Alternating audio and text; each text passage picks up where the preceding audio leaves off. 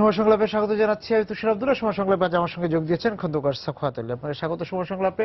আমরা বিজয়ের গল্প বলতে চাই, এবং বিজয়ের গল্প বলতে যে বলা যে বাংলাদেশে তো এখন প্রতিদিনই বিজয়ের গল্প লেখা হচ্ছে নানাভাবে। এই ৪৫ বছর পার হয়ে এসে বাংলাদেশ তো বিজয়ের গল্প নানাভাবে পথে পথে আমরা বিজয়ের গল্প লিখতেই দেখছি। আমি সত্যিকার অর্থে খুব থেমে গেলাম আপনার এই কথাটা বলতে, যে একটি মেয়ে ভার উত্তোলন করে, নামটি আমার মনে পড়ছে না এই মুহূর্তে। সে যখন সার্ক গেমে স্বর্ণপদক বিজয় হলো, তার একটা ইউটিউবে সেই ছবিটা বহুল প্রচারিত হয়েছে, এবং পরবর্তীতে দেখলাম প্রথম আলো এই নায়কেদের তালিকাতে তাদের ইন্ট্রোডিউস করা হলো। ওই অংশটুকু মনে হয়েছে আমার দেশের বিজয়গাথার একটা সরল ব্যাখ্যা বা সরল উপস্থাপনা। মেয়েটি জাতীয় সঙ্গীত বাজছে, আমাদের পতাকা উত্তোলন হচ্ছে, এবং মেয়েটি অঝোর ধারায় কাঁদছে। এবং যে সাংবাদিক, আপনাদের সময় টেলিভিশনেরই কেউ মনে হয় এটা করেছিল। আমি আজকে গর্ববোধ করছি যে আপনার আলোচনায় আমি এই স্বীকৃতিটা সেই সাংবাদিককে দিতে চাই। সেই যে কনস্ট্রাক্ট করেছিল এই বিবরণটা দিতে, সেটা বলেছিল যে এই মেয়েটি তার সংসারের ভার যেমন বহন করে, গোটা জাতির ভারটা নিয়ে সে যেন সেই গৌরব গাথাটা তুলে ধরছে। বাংলাদেশ আসলে এই জায়গায় দাঁড়িয়েই প্রতিদিন বিজয় উদযাপন করে, অর্থাৎ রেজিলিয়েন্স, অসাধারণ রুখে দাঁড়াবার শক্তি এই বাঙালির ছিল। এবং আরেকটি মানুষের কথা আমি স্মরণ করব, যে মানুষটা সত্যি, এই ব্যক্তি মানুষগুলো খুব ইম্পর্টেন্ট। যে মানুষটি সত্যি কথা রাজনৈতিক জায়গা থেকে রাজনৈতিক ময়দানে এই স্বপ্নটা বুনতে পেরেছিল একদল মানুষকে নিয়ে এবং একটি একটি একটি প্রজন্মকে নিয়ে, সেটা হচ্ছে বঙ্গবন্ধু শেখ মুজিবুর রহমান। আমি নতুনভাবে তাকে একটি প্রবন্ধ দিয়ে আবিষ্কার করলাম। সেটি হচ্ছে একজন আমেরিকান স্কলার, সোশিওলজিস্ট, তিনি শেখ মুজিবের উপর একটি আর্টিকেল লিখেছিলেন, যেটি অন্য যে কোনো ব্যাখ্যার থেকে ভিন্নতর। এবং সেই ব্যাখ্যাটা আমি এখানে বলছি না, সামনের প্রতি চিন্তায় সেটা আমি অনুবাদ করে ছাপছি। এবং এই জায়গাতেও ওই যে দায়িত্বশীল একটি মানুষ হওয়া, গোটা জাতির জন্য একটা দায়িত্বশীল মানুষ হওয়া, অর্থাৎ এই মেয়েটি যেমন গর্ববোধ করেছে তার দেশ, তার মাকে বিশ্ব দরবারে অথবা সার্কের জায়গায় নিয়ে যাওয়া, ঠিক একটা জাতিসত্তার দিক থেকে মুক্ত করার যে অনুপ্রেরণা উনি দেখতে পেয়েছিলেন, সেই জায়গাটা কিন্তু দেখা যায়।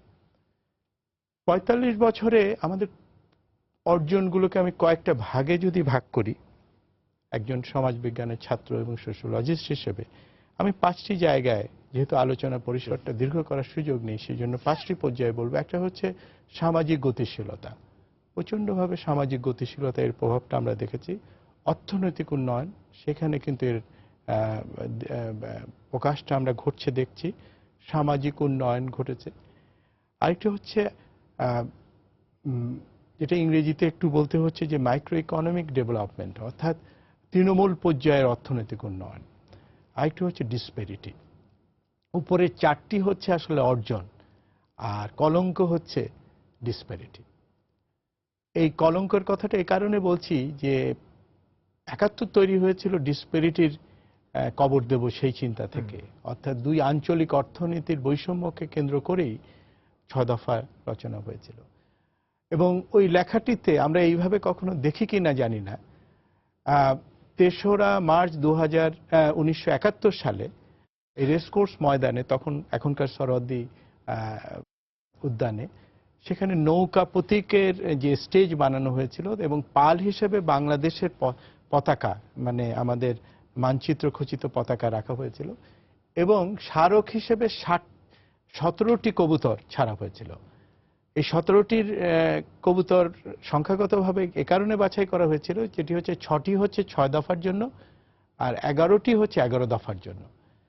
অর্থাৎ 6 দফার অর্থনৈতিক পরিপূরক ছিল এই 11 দফা, এবং যেখানে সাধারণ মানুষের উন্নয়নের রূপকল্প ছিল। সেই জায়গায় আমরা কিন্তু খুব বেশি অর্জন করিনি, কারণ ধনী গরিবের ব্যবধান বিশ্বব্যাপী যেমন বাড়ছে, এখানেও বাড়ছে। এখন যদি এই 5টি জায়গায় আমরা ব্যাখ্যা করি, তবে কিন্তু অনেকগুলো অর্জন সত্যিকার অর্থে চোখে পড়ার মতন। আমরা সোশ্যাল মোবিলিটির কথা বলছিলাম, তিনটি জায়গায় তিনটি বিষয়কে ময়ের মতন করে প্রত্যেকটা ব্যক্তি মানুষ আগিয়েছে। একটা হচ্ছে শিক্ষা। শিক্ষার ক্ষেত্রে মানের প্রশ্নে আমাদের অনেক অসন্তুষ্টি আছে, কিন্তু তৎসত্ত্বেও সংখ্যাগত দিক থেকে প্রচুর জনগোষ্ঠী আমাদের যারা উচ্চশিক্ষা, মাধ্যমিক শিক্ষা, কারিগরি শিক্ষা এবং মৌলিক শিক্ষা নিয়ে তারা উন্নয়নের জায়গায় গেছে, এবং এই জায়গায় কিন্তু একেবারে তলানি থেকে উপরে ওঠার দিকটা মানুষ কাজে লাগিয়েছে, এবং ভালো শিক্ষাটা নেওয়ার জন্য দেশের বাইরেও তারা চলে গেছে, এরকম ঘটনাটি ঘটেছে। আরেকটি হচ্ছে মাইগ্রেশন।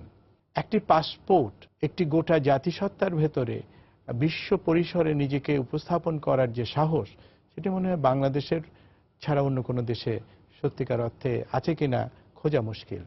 প্রথম আলোর গর্ব করে বলে যে 220টা শহরে বাংলা ভাষায় এই পত্রিকাটি হিট হয়, অর্থাৎ সেখানে কোনো না কোনো একজন বাঙালি আছে। তার মানে বোঝা যায় বিশ্ব মানচিত্রে এই মাইগ্রেশনের স্কোপটা নিয়ে, এই পাসপোর্টকে কেন্দ্র করে আমরা ছড়িয়ে গেছি। আরেকটি ঘটনা ঘটেছে, সেটা হচ্ছে টেকনোলজি।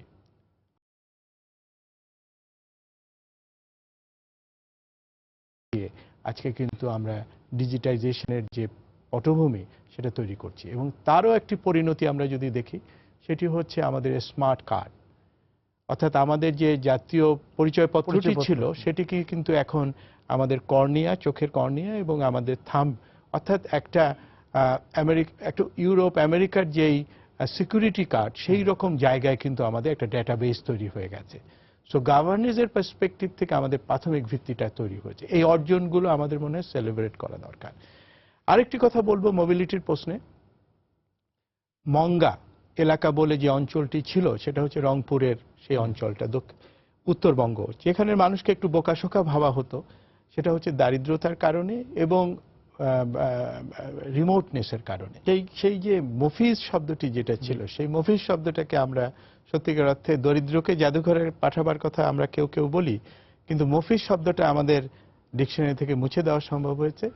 তার মূল কারণ হচ্ছে গ্রাম শহরের অদ্ভুত ধরনের একটা নেটওয়ার্ক গোটা দেশব্যাপী আমরা তৈরি করবার সামর্থ্য অর্জন করেছি।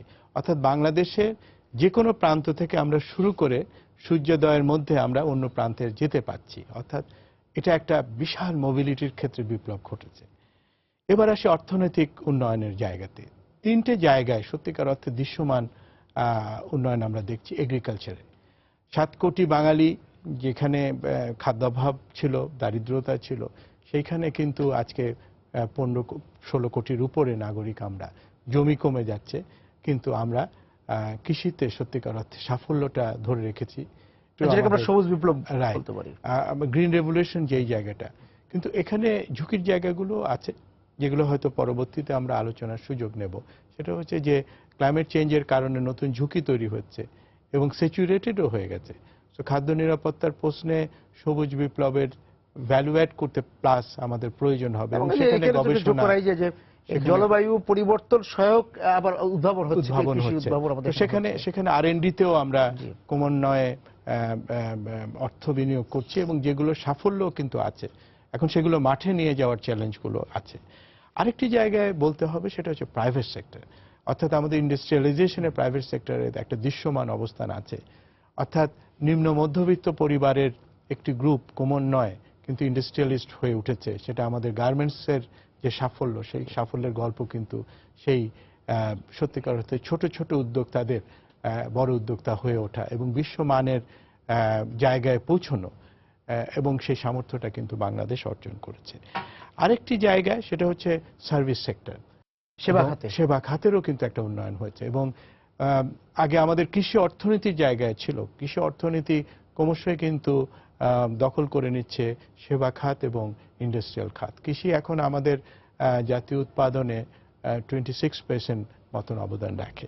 সো এই পরিসরটাকে আমরা সহজেই অনুমান করতে পারি। আরেকটি জায়গায় আমরা দৃশ্যমান অনুমানটা দেখি, সেটা হচ্ছে ম্যাক্রো লেভেলে যে সোশ্যাল ডেভেলপমেন্টটা হয়েছে, সেটা হচ্ছে আমাদের দেশ স্বাধীন হওয়ার পরে দেশ পুনর্গঠনের জন্য এনজিওরা এসেছিল, এবং তারই ধারাবাহিকতায় তারা উন্নয়ন সঙ্গে সম্পৃক্ত হয়েছে এবং নানা ধরনের সৃজনশীল প্রতিষ্ঠান তৈরি হয়েছে, উন্নয়ন কৌশল, মাইক্রো ফাইন্যান্স সহ নানা রকম অর্থনৈতিক উদ্যোগ আমাদের গ্রাম অঞ্চলে ঘটেছে। এবং যে প্রতিষ্ঠানগুলো গ্রামের সাধারণ মানুষের সত্যিকার অর্থে ক্ষমতায়নের ক্ষেত্রে সাহায্য করেছে এবং কৃষি খাতে তাদের সম্পৃক্ততা বাড়াচ্ছে ক্রমশই। এবং এর মূল চালিকা শক্তি কিন্তু আমি মনে করি ব্যক্তি মানুষগুলো। যে কথাগুলো মানে বাংলাদেশ গঠনের গল্প হিসাবে আমাদের যদি বলতে হয়, তাহলে ব্যক্তি মানুষের উদ্যোগগুলো খুব ইম্পর্টেন্ট। আমাকে আমার এক বন্ধু জিজ্ঞেস করছিল যে সত্যিকার অর্থে বাংলাদেশের অর্থনৈতিক উন্নয়ন, সামাজিক উন্নয়নে মেয়েদের ভূমিকাটাকে আমি কিভাবে দেখি। আমাদের সমস্ত উন্নয়নের অন্দরমহলের রহস্যটাই হচ্ছে আমাদের মায়েরা এবং আমাদের বোনেরা এবং অর্থাৎ আমাদের মেয়েরা। আপনি দেখবেন যে মূল জনগোষ্ঠীর অর্ধেকই জনগোষ্ঠী, যেটা দেশ স্বাধীন হওয়ার আগে এক ধরনের অবহেলিত ছিল। এই ছোট সংগঠনগুলো, সামাজিক প্রতিষ্ঠানগুলো মেয়েদেরকে এই উন্নয়ন সঙ্গে সম্পৃক্ত করেছে। তার সাফল্যের গল্পও যেমন আছে, তার পীড়নের গল্প আছে। পীড়নের গল্পটা আজ নাই বললাম, কারণ মাইক্রো ফাইন্যান্সের সবাই যে দারিদ্রতা থেকে বের হতে পারে তা নয়। 50% বের হয়, একটা ওই চক্রের মধ্যে থেকে যায়, পভার্টি সাইকেল এখানে তৈরি হয়। কিন্তু তারপরেও যেটা হয়েছে, একটা পার্সোনালিটি রেভলিউশন হয়েছে। অর্থাৎ আমাদের মায়েরা যতটুকু সুযোগ পেয়েছে এবং যতটুকু তারা বঞ্চিত হয়েছে সামাজিক জায়গা থেকে, তার সবটা দিয়েছে তার সন্তানের উপর বিনিয়োগ। এবং সেই জায়গা থেকে এখানে একটা বিষয় আছে যে সবাই ওই চক্রতে বেরোতে পারে না, কিন্তু লড়াইটা শিখে ফেলে, সাহসটা তৈরি হয়। সো এই যে ব্যক্তিত্বের বিপ্লব এবং মাইক্রোতে বসে ম্যাক্রো সিনারিও বিল্ড করার সেটা দেখতে পারে। এই জায়গায় আমাদের সাফল্যগুলো কিন্তু খুব ইম্পর্টেন্ট, যার পরিপ্রেক্ষিক ধরে আপনি দেখবেন যে সাউথ এশিয়াতে, সেটা ইন্ডিয়া এবং পাকিস্তানের সঙ্গে বা শ্রীলঙ্কার সঙ্গে, নেপালের সঙ্গে যদি আমরা তুলনা করি, অমর্ত্য সেনের বারবার কথাই উঠে আসে যে আমাদের সোশ্যাল ইন্ডিকেটরসগুলোকে, সামাজিক সূচকগুলোতে আমরা ভালো করেছি। এবং এই বিনিয়োগগুলো, এই অর্থনৈতিক সামর্থ্যটা কোন জায়গায় মানুষ ব্যবহার করে, আমাদের মায়েদের হাতে কিন্তু এই বিনিয়োগটি ঘটে। প্রথমে আসে এটা পুষ্টিতে, খাবারে, তারপরে আসে এটা শিক্ষাতে, তারপরে আসে স্বাস্থ্যতে, এবং তারপরে আসে তার ভবিষ্যৎ বিনিয়োগের জায়গা থেকে। সো এই প্রক্রিয়াতেই আমাদের উইমেন এম্পাওয়ারমেন্ট ঘটেছে।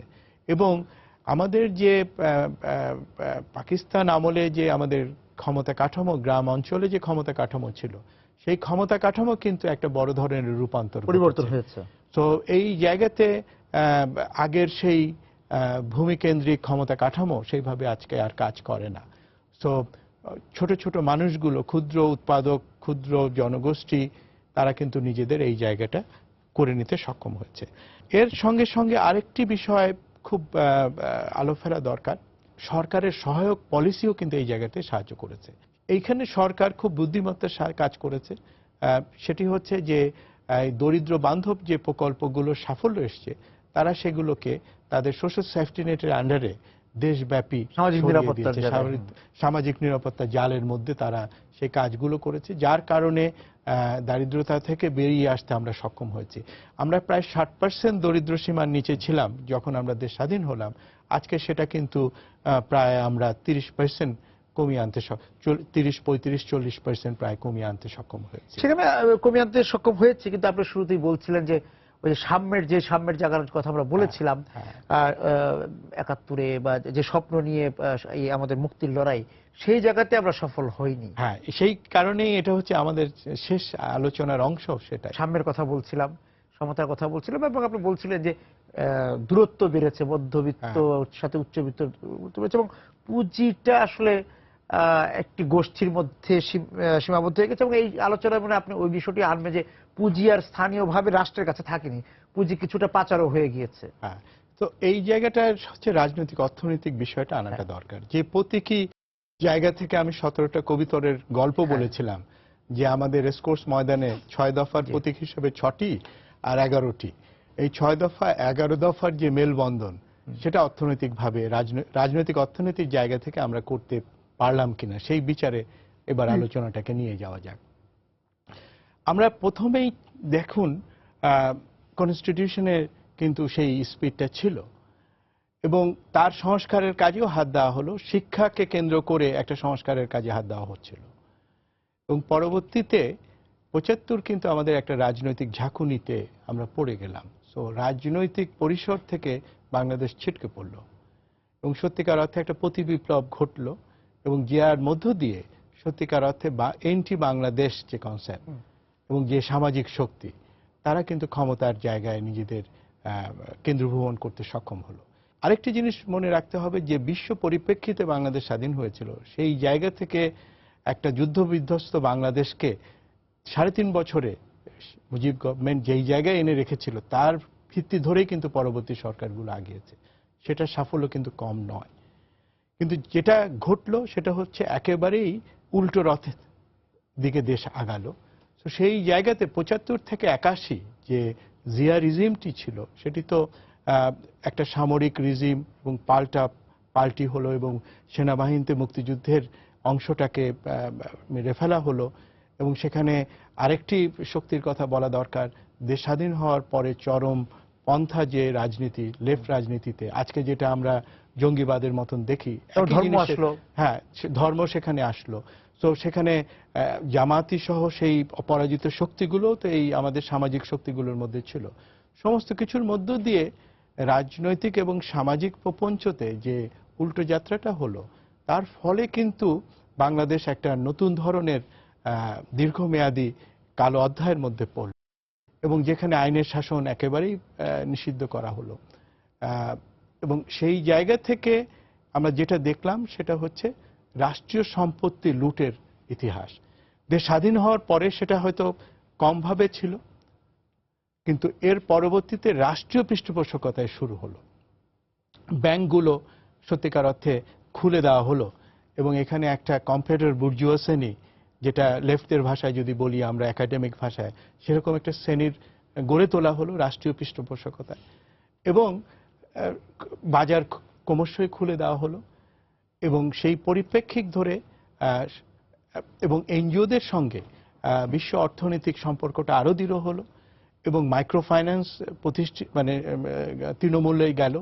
সুতরাং আমাদের যে রেডিক্যাল পলিটিক্স ছিল, শ্রেণী রাজনীতির যে একটা ঐতিহ্য ছিল, সেখান থেকে সটকে গিয়ে এক ধরনের অন্যরকম ভাবে সমাজটাকে গোছানোর চেষ্টা করা হলো।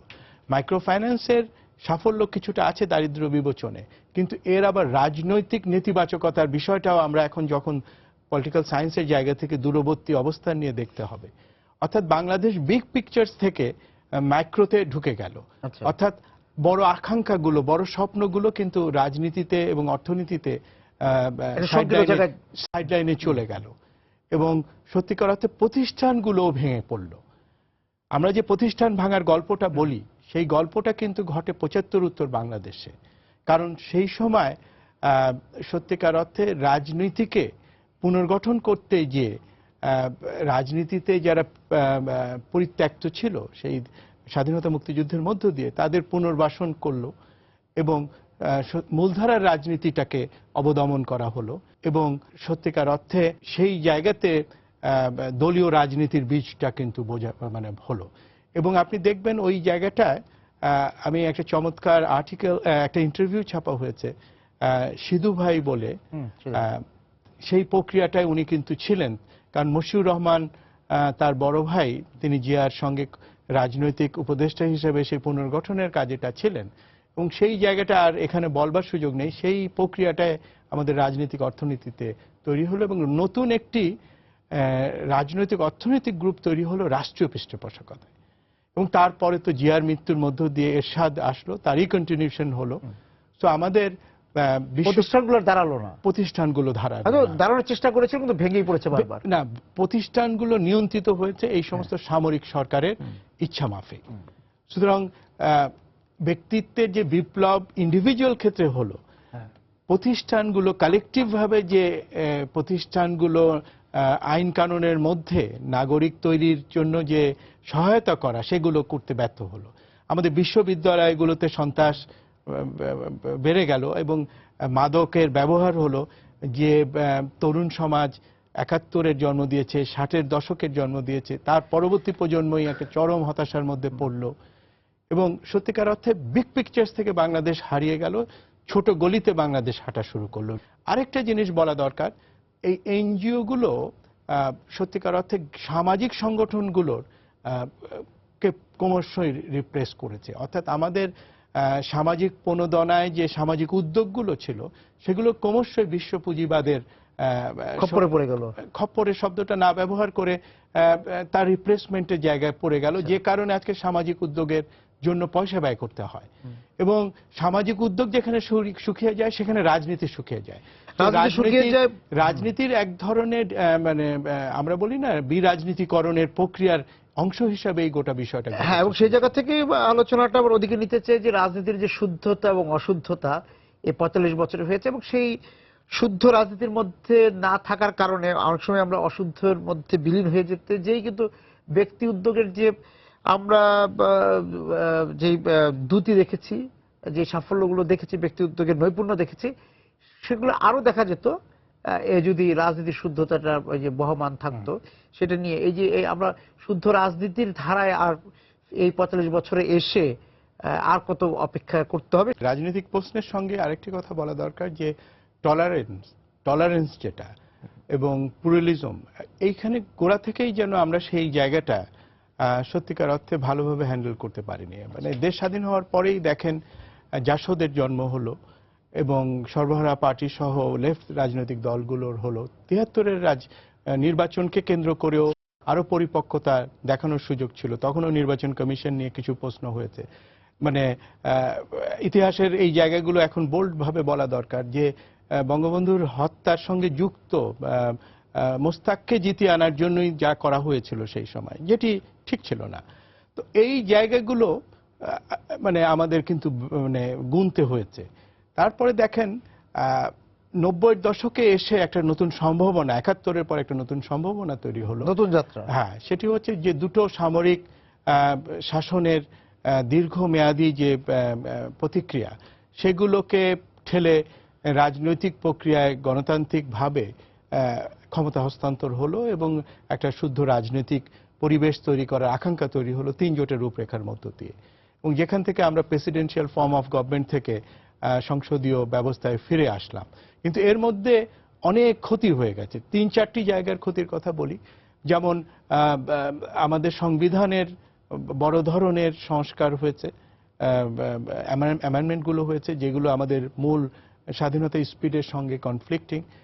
প্রতিষ্ঠানগুলো সত্যিকার অর্থে সামর্থ্য হারিয়েছে, সেটা বিচার বিভাগীয় সহ অন্য কনস্টিটিউশনাল পোস্টগুলো, কনস্টিটিউশনাল প্রতিষ্ঠানগুলো। তো এই জায়গায় যে পুনর্গঠন এবং সংস্কারের উদ্যোগ যেটা দরকার ছিল জাতীয় ঐক্যের ভিত্তিতে, সেটি কিন্তু ঘটল না। আপনি দেখেন, আপনি যদি মনে রাখেন 91-এ আওয়ামী লীগের জেতবার কথা, সেই প্রস্তুতিটি ছিল মানে ভাবে ভঙ্গিতে, কিন্তু জিতে গেল হচ্ছে বিএনপি। এবং কিভাবে জিতলো সেটা হচ্ছে ইলেকশন ম্যাথমেটিক্সের মধ্য দিয়ে, যেটা অপকাশ্য ছিল। বিএনপিকে সাপোর্ট করলে জামাত এবং এই ধরনের রাইটিস্ট দলগুলো, যে কারণে খুব কম মার্জিন নিয়ে ভোটের ব্যবধানের নিয়ে, যেটা আজকে আমেরিকাতে হয়েছে, ভোটের মার্জিনে জিতে এসছে আওয়ামী লীগ, কিন্তু সিটের রাজনীতিতে হেরে গিয়ে তারা কিন্তু বিরোধী দলে বসলো। এবং সেই জায়গায় 3 জোটের রূপরেখা স্পিড হিসাবে কিন্তু নেওয়া গেল না। আবারও অবিশ্বস্ততার রাজনীতির জায়গাটা আমরা পড়লাম এবং যার লিগেসি তো এখন আমরা ক্যারি ফরওয়ার্ড করছি। তো এই জায়গাতে রাজনৈতিক উন্নয়নের সত্যিকার অর্থে আমাদের বড় ধরনের হতাশার জায়গা আমরা দেখি। এবং যেটা সবচেয়ে বড় ভাবে উল্লেখ করা দরকার সেটা হচ্ছে এর মধ্যে বৈশ্বিক রাজনীতিকেও একটা বড় ধরনের পরিবর্তন হয়েছে 90s-এ।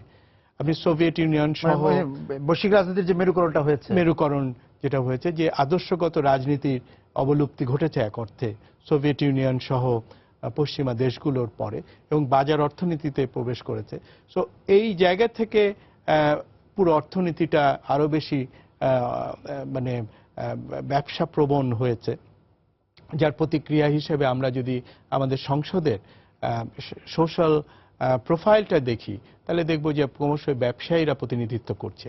প্রায় 70%, 60 থেকে 70% এমপি এখন উভয় রাজনৈতিক মানে সংসদের সরকারি বিরোধী, তারা ব্যবসার জায়গায় করেন। এটা খারাপ নয়, কিন্তু যেটি হচ্ছে সেটি হচ্ছে যে রাষ্ট্রকে ব্যক্তিগোষ্ঠীর সাথে ব্যবহার করা এখানে হয়। কারণ প্রতিষ্ঠানগুলো দুর্বল, প্রতিষ্ঠানগুলো স্বায়ত্তশাসনের চরিত্র আছে, কিন্তু ব্যক্তি পর্যায়ে রাষ্ট্রের বাইরে ব্যক্তি মানুষগুলোর যে ব্যক্তিত্বের বিপ্লব ঘটেছে, ঠিক অনুরূপভাবে রাষ্ট্রের অনুকূল্যে এই সমস্ত প্রতিষ্ঠানের মধ্যে রাষ্ট্রের আনুকূল্য পাওয়ার প্রাপ্তি এবং তৃষ্ণা বেড়েছে। আপনি শিক্ষক থেকে শুরু করে, আইনজীবী থেকে শুরু করে, চার্ট অ্যাকাউন্ট থেকে শুরু করে, ডাক্তার থেকে শুরু করে, সাংবাদিক থেকে শুরু করে, কে নয়, সকল পেশার সবাই কিন্তু দলীয় আনুগত্যের জায়গায় নিজেকে সম্পৃক্ত করতে চাচ্ছে। কারণ এই রাষ্ট্রীয় পৃষ্ঠপোষকতার অংশ হতে পারলে, রাষ্ট্রের এই ক্যারাভানে এসে উঠতে পারলে সে সমস্ত সুবিধা একদিন নিতে পারে। সো এই জায়গাগুলোতে প্রাতিষ্ঠানিকরণের চরম যে অবনতি ঘটেছে, যার সুযোগটি নিচ্ছে সত্যিকার অর্থে রাজনীতিকে কেন্দ্র করে একটি গোষ্ঠী, ক্ষমতার বলয়। এবং একটি কথা বলে শেষ করব, আমরা খুব গর্ববোধ করি মাইগ্রেশনকে নিয়ে, যে 1 কোটি মানুষ প্রায় আমাদের দেশের বাইরে। এটারও যদি আপনি একটা ভৌগোলিক বিভাজন করেন, মিডল ইস্টের মালয়েশিয়াতে, সিঙ্গাপুরে, এখানে আমাদের প্রতিনিধিত্ব করছেন আমাদের কৃষকের সন্তান, শ্রমজীবী মানুষগুলো।